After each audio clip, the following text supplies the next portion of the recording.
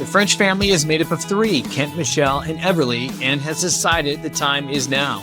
We left fast-paced careers in broadcasting and entertainment, decided to world school our 8-year-old daughter, and packed up our lives to travel the world in an effort to live life to the fullest. Come with us on our podcast as we chronicle our journey around the globe, bringing you stories of Frenchitivity, which includes the 3 pillars of possibility, creativity, and tranquility. Ultimately learn what drives others to live life without a net. Here's some insight from our guest on today's podcast, Rachael Lancaster. But you get to this point, and it's like, oh, how did I get to be 51? I was 21 just yesterday. So that's something I keep going back to. If not now, when? If you're not going to do it now, when are you going to do it? Like, tomorrow never comes. We'll never be ready enough. And, I felt like I was never ready enough. I didn't have the right car. I didn't have enough money. I didn't, all these excuses. And if you really want to do something, just do it. In early 2023, Rachael, whose Instagram handle is @RachelRanAway, did just that. She ran away from routine and into freedom. She sold nearly everything she owned to become a full-time nomad. In this episode, Rachael shares how house sitting, solo travel, and her naturopathic roots help her navigate the world and her anxiety with heart. If you enjoy this episode, please subscribe to the Frenchitivity podcast on your preferred platform. We hope this conversation inspires. Kept Michelle and Everly spreading Frenchitivity all over the world. This entire family creating possibilities all over the world. Frenchitivity, possibilities all over the world. Hello, everyone, and welcome to another edition of the Frenchitivity podcast. Kent and Michelle with you, and today we are running away. Yes, we're going to run away with Rachael, who also ran away, and that's actually her Instagram handle, Rachael Ran Away. So, Rachael, thank you for joining us, Rachael Lancaster. And where are you in the world right now, by the way? Thank you for having me. I am in Santa Cruz in California. Hey, that's awesome. That's kind of our backyard a little bit. So, very cool. And thank you for finding time. And as I tell Michelle all the time, I'm so impressed that we reached out to you on the direct message. You were kind enough to trust us to help tell your story to everyone out there. And we love what you've put on there. The videos, the photographs are awesome. So we want to dive into that.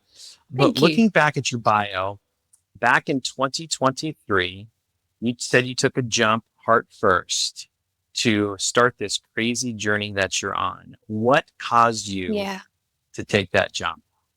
Okay, so 2022 was just one of those years that just kept getting worse. It was, it wasn't terrible. I was in an okay place, just overall still going through some grief from the loss of my cat a few years earlier. But I had this sort of niggly feeling that I wanted to do something different. And getting on the road and traveling was something I always wanted to do, but just circumstances prevented that, and sort of just pushed it to the background. But 2022 was like the universe was sort of giving little nudges to sort of be like, hey, what's that thing you want to do? Why don't you do it? Go on. And all these little series of events happened that started off sort of small, and then they got bigger, and until by the end of the year, I was like, okay, I've had enough. I need to make a change. And I made a split decision. I still remember I was sitting on my sofa and I had one of my friends next to me, and I'm like, I'm just going to do it. I don't know how, but I made the decision. But it was just a whole bunch of things, like a really bad relationship, just feeling really dissatisfied with life. I got really sick towards the end of the year, which is very unlike me, and it just wouldn't go away. And then to sort of get away from some of the negative aspects of the year, a friend and I decided to go on a little road trip, and that ended up in the hotel had bed bugs. So it was a nightmare, and it was like the cherry on top. So that was it. I just couldn't take any more. And I think I packed up everything and sold everything or gave it away in about a month. So I think I made the decision in December and I left for Australia on January 24. It was. And where were pretty- you at that time when you were making this decision? Where were you living when you decided to make the big change? I was in Portland, Oregon. I'd lived there for about 3.5 years and fell in love with it on a little trip that I went to BC on a yoga retreat in 2018. And on the way, I stopped off in Oregon and fell in love with it. And I want to live here. I lived in New York before that. So I went back to New York and I said to my ex, I think I want to move to Portland, Oregon. And I didn't know anyone there except the guy that I rented an Airbnb from. And I started thinking about how I could do it, like not knowing anyone there and not having any accommodation or a job set up.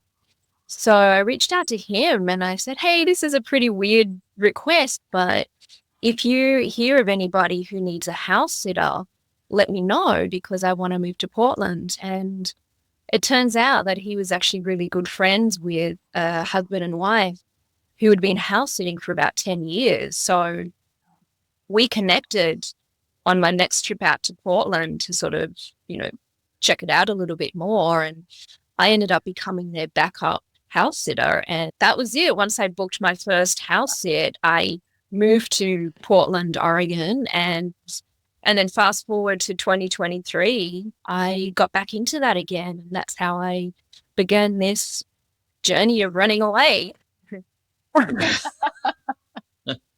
Amazing. Like you said, all the nudges, but then the things that have to happen and come into place that allow the path to kind of develop for you, and you're willing to meet it where it's at, then the things that become available to you. That's pretty incredible.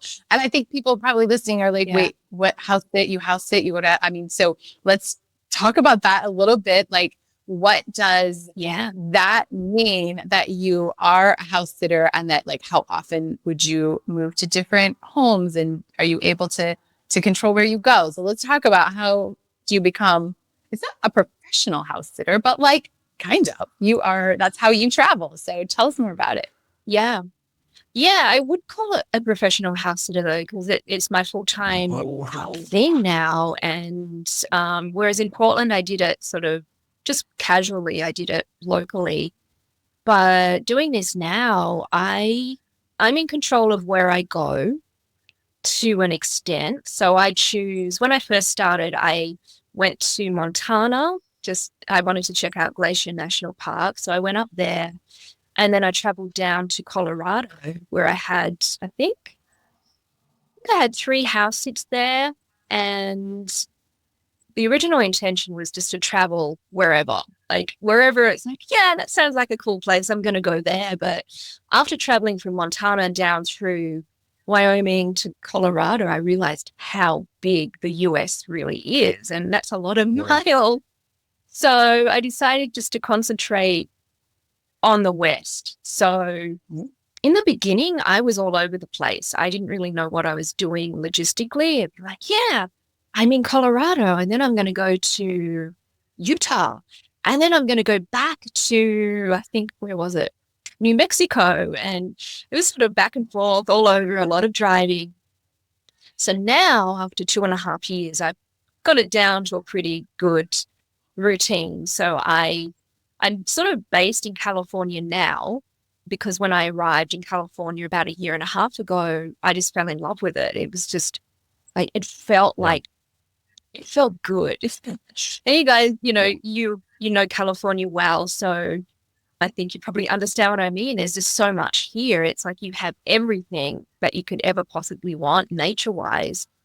And so I decided to start focusing on certain areas. So I ended up in the Central Coast for a little while, and I look for long house sits now. So for me, anything 3 weeks and over is absolute bliss because you're in one spot.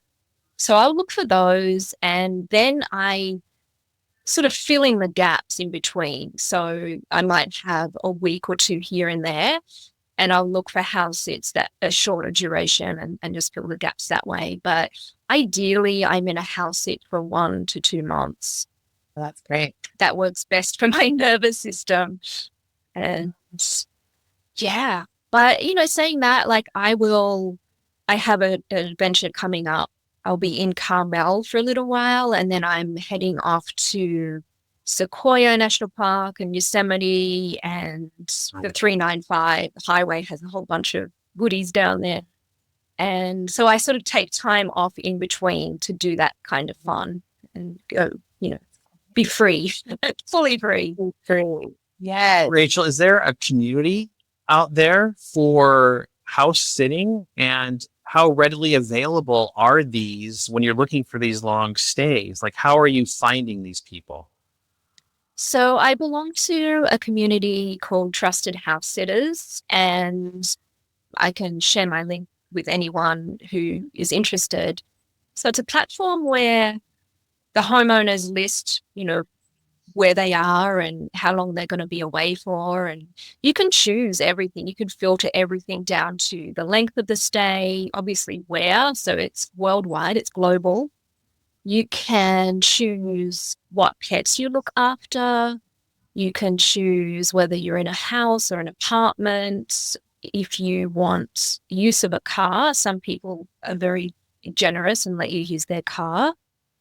And yeah, it's pretty amazing. I've met so many cool people. Actually, one of my regular house sits in Central Coast, they actually came up to Santa Cruz for my birthday last week, which is so sweet. It made me cry because it can be really lonely on the road, and my family are all in Australia. So I don't have a community around me when I'm traveling. So it's all, like online or, phone calls, that kind of thing. So when they came up to visit, they stayed here for 2 nights, and we went, sightseeing. I showed them around Santa Cruz, and they took me out to dinner, and it was really lovely. You just meet. I mean, they're like family now. I consider them family. Yeah. I heard you mention that at times you can get lonely, but when is there a need, Rachael, for human interaction and connection?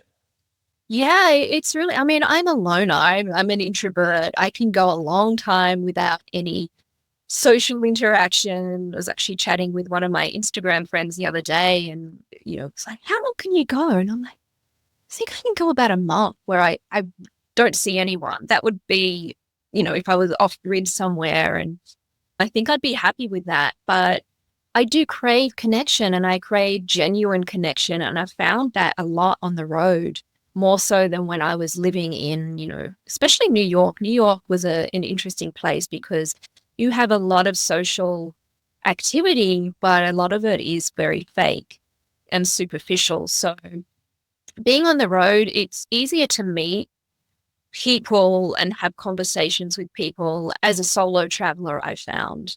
So I have met a lot of people on the road, but of course, when you're not in the same place for very long, it can be hard to really grow that connection. But saying that, like, I met this really sweet guy in New Mexico at the Taos Pueblo, and his family had a dwelling there, and he now has a shop out of it. And we connected beautifully, I think it was back in 2023. And he would just out of the blue give me a call sometimes and be like, hey, how are you? Or a text message. And that's really sweet. It's really interesting. I feel like I've got closer friends from doing this than I did when I was actually. But saying that, I have moved around all of my life. So I never really, even as a kid, I moved schools a lot. So I never really had those really deep friendships that I really envy in other people, but I've never had because, a lot of kids, you create those friendships when you're young, and then you go to high school, and, you live in the same town and so on. So, yeah, it can be tough. Rachael, you're really open and honest about your anxiety and how this lifestyle you've chosen, quite unconventional, can be hard on your health. But you also do have a naturopathic background, which I'm fascinated by.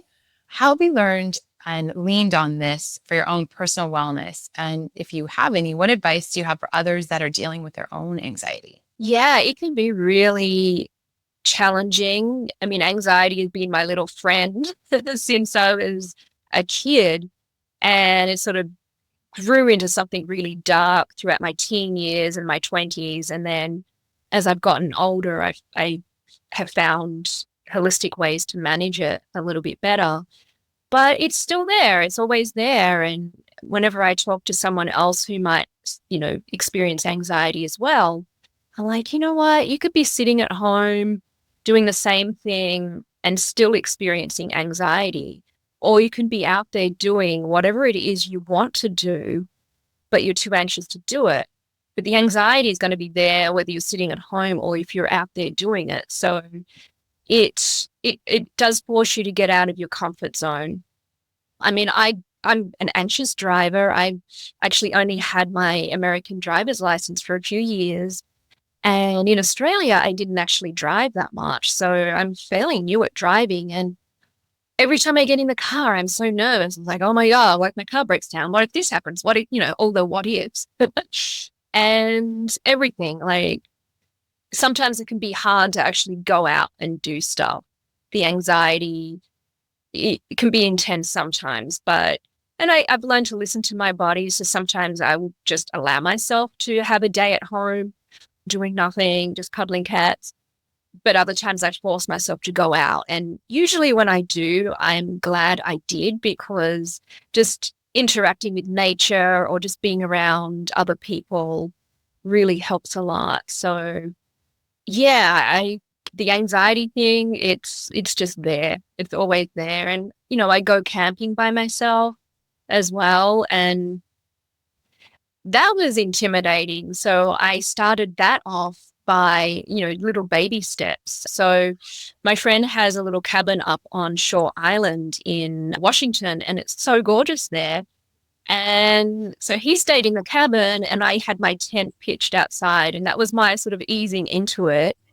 And then the next time when I got on the road, it was at my friend's, her parents' house, but there was nobody there. So I camped in their backyard on my way to Montana.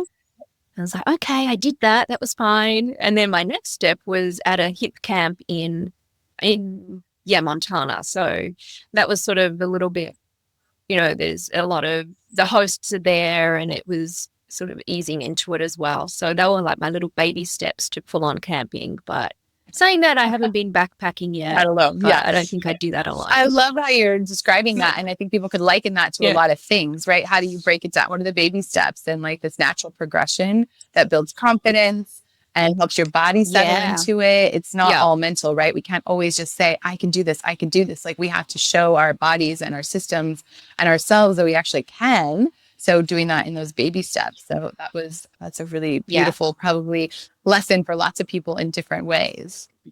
But you have fearlessness that I'm noticing. I know. And all the stories you're telling, and just even having being fearless enough to leave and do what you did, to leave it all. And now you hit your anxiety head on. Yeah. Like you're fearless in that way. And that's very, commendable. And just very admirable as well for a lot of us. I mean, you're setting, I think both of us come across the question, I wish I could do what you're doing. Like a lot of people say that to us, but you're doing it. We're doing it. And so I wanted to know, where does that fearlessness come from? Like, where did you develop that? And how has that been able to drive you through this process? If I had $1 for every time someone said that to me, I'd be so rich. I'd have my Sprinter band. I wish I could do what you were doing, and you're so lucky. That's another one I get a lot. You're so lucky, but it's not luck. It's just, I made this happen, and you guys made this happen. It's you take those steps, you follow your heart, you follow what you're drawn to. And then I believe that once you do that, you put out the intention and everything else falls into place. It's like you follow your heart first, and then you use your brain to make it happen, instead of the other way around. So, which I lived by for many years, but I don't know, I guess I was always a little bit rebellious when I was younger. I left home at 16. I lived in Tasmania, which I think you guys, I know you visited Australia. No, we I'm saw not sure if you got to Tasmanian devil. Yeah. We So, yeah. So I left home at 16, Tasmania to Sydney, and I think it's in my blood. Like my great grandmother, she was a little bit of a rebel as well. And, she traveled around the world as a solo woman, That's which back in incredible. her day, Oh my that wasn't gosh. done. So I thank her. And Wow. That's yeah. amazing. Yeah. You have to. But I don't know if it's fearlessness though. It's more like feel the fear and do it anyway. The French Nativity YouTube channel will have you screaming. Kent, Michelle, and Everly make up the French Nativity family who packed up their lives to travel the world in an effort to live life to the fullest. Greece, Thailand, Croatia, Indonesia, and New Zealand are just a few of the countries they experienced along the way. Now they want you to join the journey. Subscribe to the French Nativity YouTube channel to see the world with Kent, Michelle, and Everly, one adventure at a time. One question. When are we going to post this? That's a nice That reframe. cliche thing. Yes, right? Exactly. point, It's not yeah. that it isn't there. It's just Yeah. how you take it head on instead of letting it take Yeah. away what you really want to do. Well, and having the confidence and the wherewithal to follow that inner voice and follow your heart, because that takes maybe it's a strength. Maybe that's the way I need to phrase it, is you have a strength to follow your gut, follow your heart, and to make it happen. And you've been able to do that. So very cool. Yeah. Yeah. One thing I've discovered or strengthened along the way is manifestation skills. I feel like I'm not really sure when.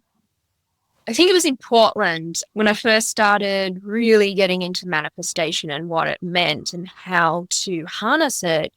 And I recall walking down the street and it was like an aha moment of what makes it work. And for me, it is, you have to feel gratitude. You have to feel that gratitude from your heart. It's like this big opening, this like the sun rays coming out. Like when you can't just, or I've experienced that if I just, I really want this or I really want that, without that happening, it just doesn't happen, because that to me is like a superficial level. You have to get to that frequency, that higher frequency, and that goes out into the universe. And I don't know, it's like, I sort of see it like stardust particles. They're all sort of moving around together. And it's like, okay, let's put all this together like a jigsaw puzzle. And bam, it's amazing how many times I've manifested things along this journey. It's crazy. And I still doubt it sometimes though. And I have to remind myself that it's a real thing. Like, I mean, throughout this whole journey, I haven't had any substantial gaps in between house sitting gigs, except for ones that I've chosen. Even when somebody cancelled I think it was a 3-week sit, they cancelled 2 weeks before. And it ended up being okay. It was fine. It was like, apart from maybe 1 or 2 nights at an Airbnb, it just all connects like beautifully. And I'm so grateful for that. But that's the key to it for me, is the gratitude and the heartfelt gratitude, like to the point of tears. It's like, you're so grateful for something and it just brings tears to your eyes or, streaming down your face. Yes. Oh, that's powerful. So, yeah. So it's not luck. It's just, it's very powerful when you can tap into that. And it's not easy. It's not, I'm still fairly new at it and I still struggle to get to that point sometimes. Like there are stretches of time where I've fallen into a depression, a dark place, and I can't access it. It's very difficult. But going out into nature will almost always sort of realign that for me. Yes. Especially Makes being around sense. trees. I know. Feet in the grass, arms around a tree. It really can reset so much. And we always realize that in traveling, that there's this pace sometimes that really picks up. But then when we needed to just be grounded or just have that moment to reset, then it was always nature. Always, every time that we could get outside or be in nature in any capacity. And then it just seemed like, oh, I can reset. I can feel that gratitude again. I can connect with what's possible.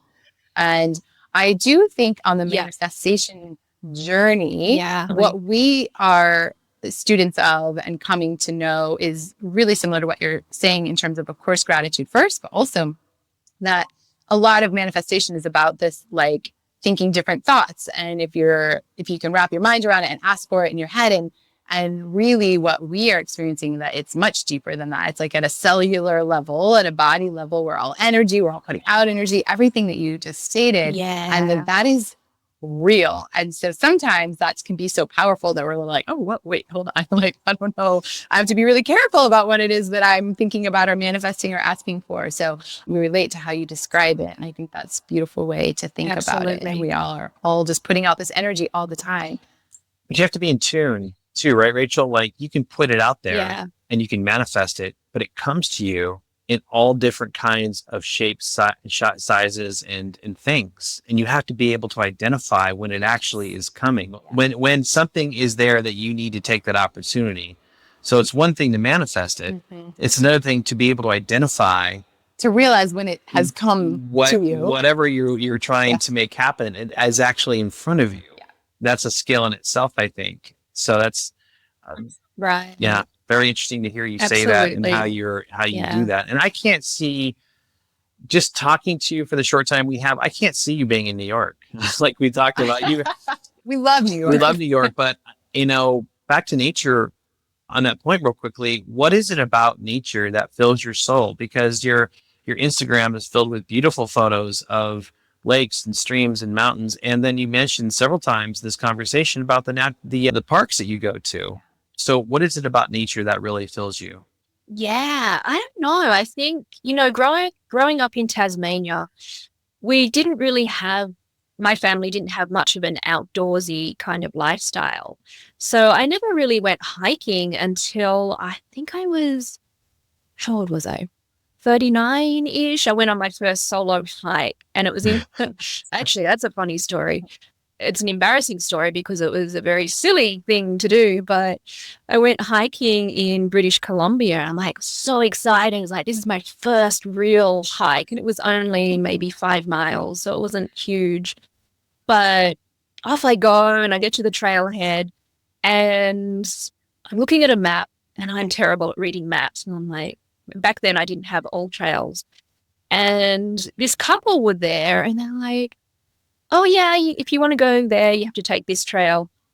And then they looked and they said, oh, are you alone? And I'm like, yeah. And they're like looking at each other, and I'm like, oh, what's that look for? And they're like, do you want to hike with us? And I'm like, no, I'm fine, thank you.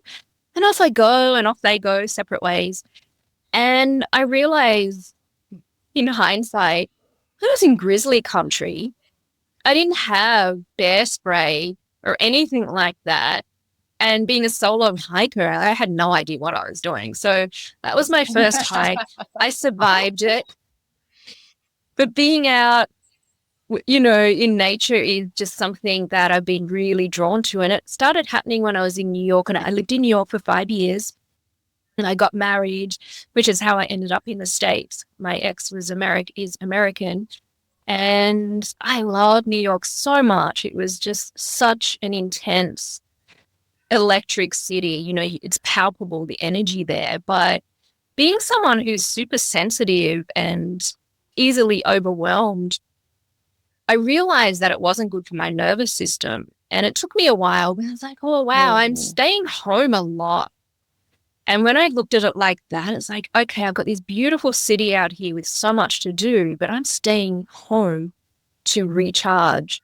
And that's when I, went to Portland, and I was walking through Forest Park, and I started crying because it's like, I want this to be my life and I don't have it.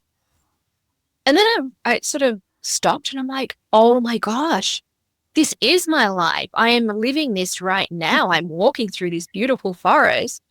And that's when I realized that I needed to be around nature. So that was, I guess, the real beginnings of it. And just being in nature for me is, we talked a little bit about energy and frequency. And I mean, nature gives off such good vibes and so many health benefits. I met a forest therapy guide in BC. She was so lovely and so amazing. And she taught us about connecting with trees and using them as, I guess, like guides. If you are having a tough time with something, you can go talk to a tree. And it was really interesting. I had some pretty cool experiences, practicing what she taught. And just doing this now, I just can't get enough nature. I want to go to all the national parks, all the state parks, which I actually realized that the state parks are kind of my favorite, because national parks, I mean, they're busy. There's people everywhere, and I'll do anything to get away from crowds of people. So I'm a super early hiker. I get out there really early to avoid people, and it's worked so far. But, I know Yosemite is going to be super busy, even in September, but I'm prepared for it. We've learned to work with I'm being a highly sensitive person. Like, you've learned to work with what those rhythms are, with the potential of what is, and using so much nature. And I think, just kind of naturopathically, it sounds like you use a lot of holistic methods. Is that something that you've always done, or did you come into that in a particular way? Yeah, so I went to naturopathic school in Australia and became a naturopath. And, when I moved to New York, I wasn't able to really put that into practice because the system is very different. So over here, we have naturopathic doctors, whereas in Australia, they just don't exist. So I became a wellness coach, and I was frustrated because I couldn't fully utilize what I had studied, but I still have a few clients in the wellness realm. So I help a lot of people with plant-based wellness, but holistic wellness has been something that I've always been drawn to, even as a little kid. Like, I remember, making potions with grinding up flowers and leaves at my great-grandmother's, and my grandma would always, like, do you want a chamomile tea, Rachel? And so I think it grew from that. And as I've gotten older, that's the first thing I turned to, and it's worked. I haven't been sick since, 2022.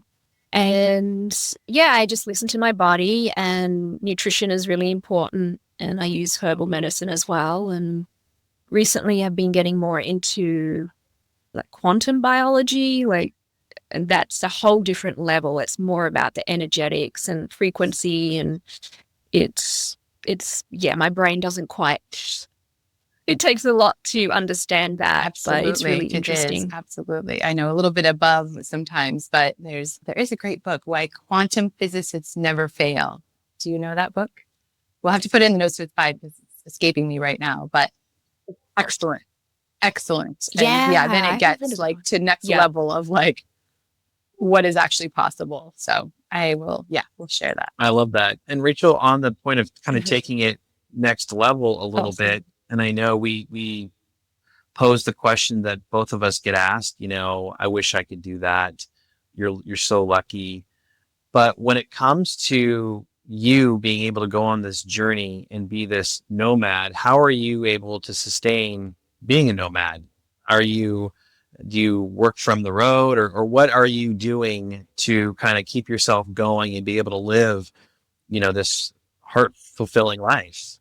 Yeah, it's one of the biggest challenges actually, to find work on the road. So, I grew up in an era where the internet didn't exist. So technology based, you can do pretty much anything now online. So I still have some wellness clients that I work with and some house sitting clients. So I, help guide people on how to do what I'm doing. So that's one way. And I also do something called Rover.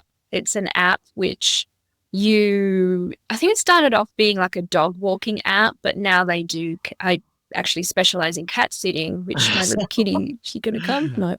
So I do cat sitting, depending on what area I'm in, and that's great. So that sort of, I set my own hours and schedule. So it's sort of taking a whole bunch of things and just making it work and doing what feels good. It's luckily my overheads are very low. Like I'm not paying rent. I'm not paying for accommodation. My expenses literally are, food is my biggest expense and gas when I'm driving a lot. It's something that looking more into, sort of working more on the content creation side of things, because I love, making videos and reels and all of that kind of thing. And I've learned so much throughout the last 2.5 years. And there's so many inspiring people out there, yourselves included. And I just love that community. So that's another area that I've got a finger in every pie, so to speak. That's great. To keep it all going. But it's inspiring to hear that there are ways. And again, if the will is strong enough, like you'll figure things out. And I like what you're talking about too, of like your overhead, like you make choices about where you do invest your assets and your financials. And it's, again, when people say to any of us, like, you're so lucky. And it's like, well, we also make these, decisions. There's a lot of discernment in how you choose what has value to you, what you're willing to spend money on, because it really aligns with what you've chosen as your values. And when you do that,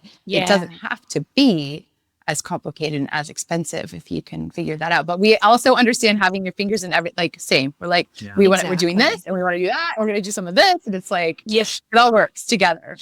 Right. But it's things that we love. And it sounds like those are things that you really enjoy as well. And one of those things being, the pet sitting, the cat sitting in particular. Yeah. Tell me how you're getting connected with these animals for 2 months and you have to leave. Like, how does that, how do you do that? It's probably difficult. It is. Yeah. That's hard.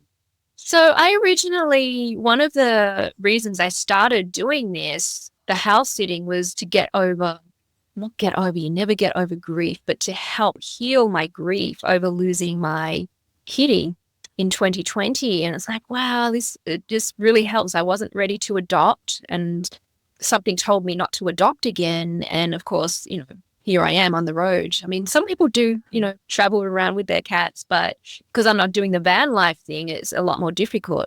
So having all these kitties, I mean, I've been with this sweetie for about a month now, and there are going to be tears when I leave. And I mean, I cry nearly every time, especially if it's been, a couple of weeks, and you get really attached. And the only thing that makes it easier is knowing that they have a really good home and that they're really loved. There have been a couple of occasions where that wasn't the case, and that is heartbreaking. So I spent a month with a kitten, and long story short, she was ill when I arrived, and it was not disclosed, and I ended up taking her to the vet, and the vet advised neurological examination, but that didn't happen through the owner. And 6 months later, I find out she passed away, and that is really tough to deal with because, animal welfare is really important to me. And I did everything I could to help this person, give her the care that she needed, but it was just, on deaf ears, really. Yeah. Wow. Yeah. Well, I can imagine that connection that you feel, with these pets that you're taking care of. And as you mentioned, long stays, you cannot help but have a personal relationship with these pets. As we are kind of winding down a little bit, I do want to dive a little bit more into kind of your website, as we kind of touched on things that you do to kind of keep yourself, sustainable, but also helping other people.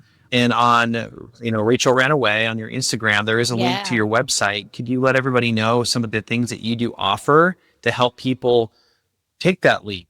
Yeah, absolutely. So I can work with both people who are interested in becoming house sitters, whatever aspect they need help with. A lot of people just don't know where to start. So I really love helping people with that and guiding them through the process and giving any little tips that I've learned along the way. I am working on a guide, like a downloadable PDF guide, an ebook that people will be able to purchase off the website, which I'm excited about. And also I work with homeowners who, same thing, because I see both sides. And, you know, I go into a house sit and some people are super organized, like this lady here, but other people are not. And it just makes it really difficult as a house sitter to come into something like that because, I mean, I'm very proactive and I'm, you know, self-sufficient. I know what I'm doing. I've done over 60 house sits now through this site. But for a newbie going in, a new house sitter going in, that can spell disaster. So I love helping homeowners with actually creating bios and information guides for the sitters because making sure that everything is transparent and set out really well.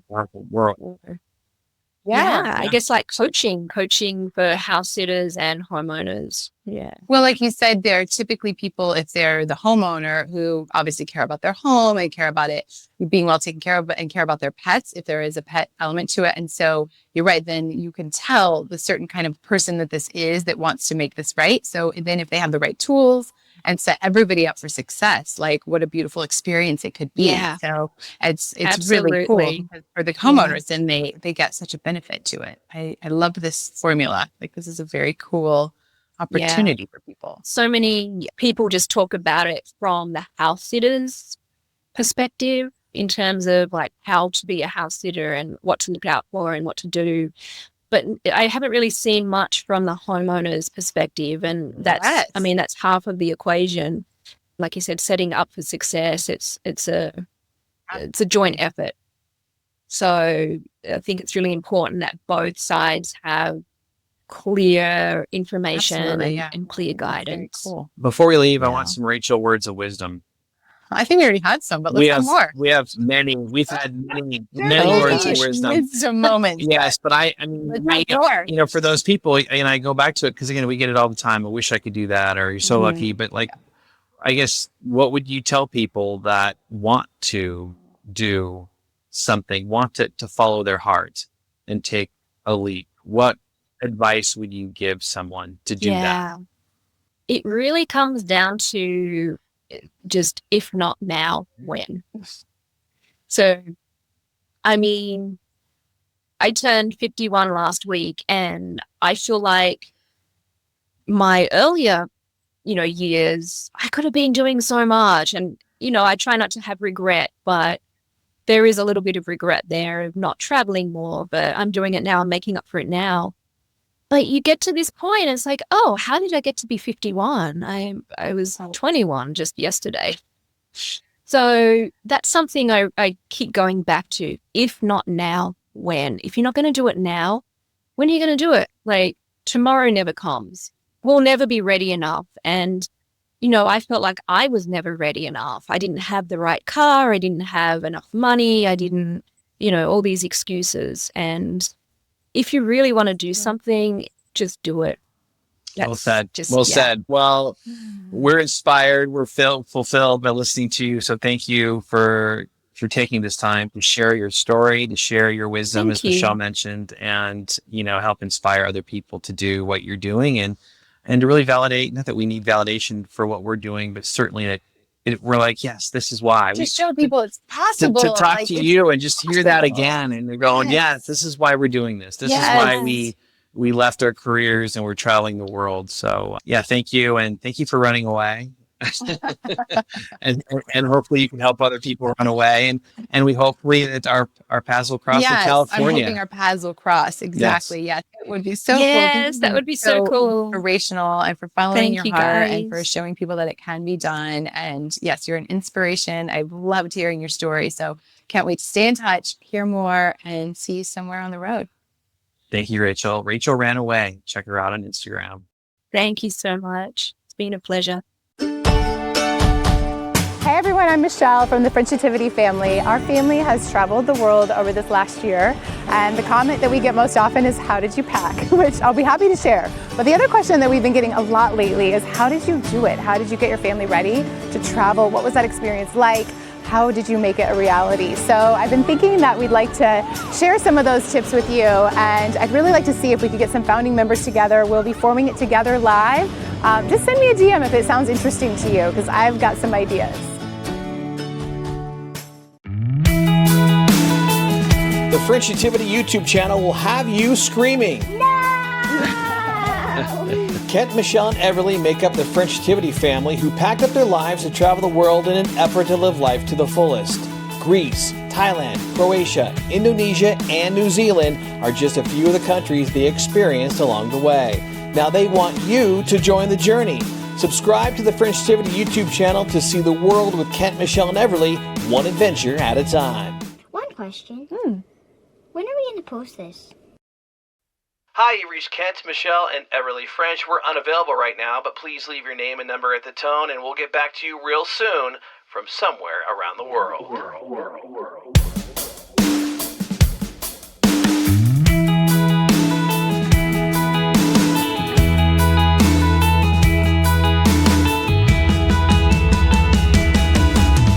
Kent, Michelle, and Everly spreading French nativity all over the world.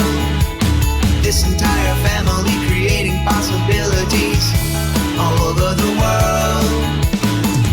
French nativity all over the world. French nativity, possibilities all over the world. Come on, take a ride, take a look inside this world of mystery. It's French nativity, French nativity, French nativity all over the world. French nativity, possibilities